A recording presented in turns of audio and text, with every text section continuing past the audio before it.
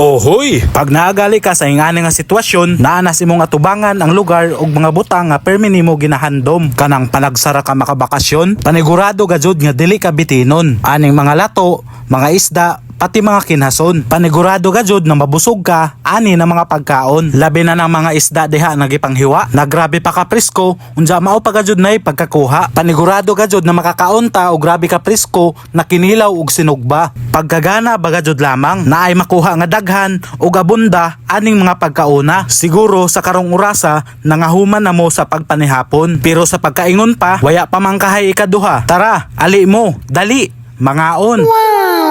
Yummy! Pagkagana o pagkaswerte ba lamang namo kay nakaabot pa mi sa ingani na mga palibot. Kanang gilibutan ka og pagkalinaw na kadagatan, mga hamugaway na mga isla og mga pangpang, lugar nga peaceful ug hilom, ladyo ra kaadyo sa noise pollution. Inubanan pa na sa paglubog sa haring adlaw, grabe gajud kagana panglantawon. Kung kamo ang ahong pangutanon, asa may injong pilion, suwaki or tujom?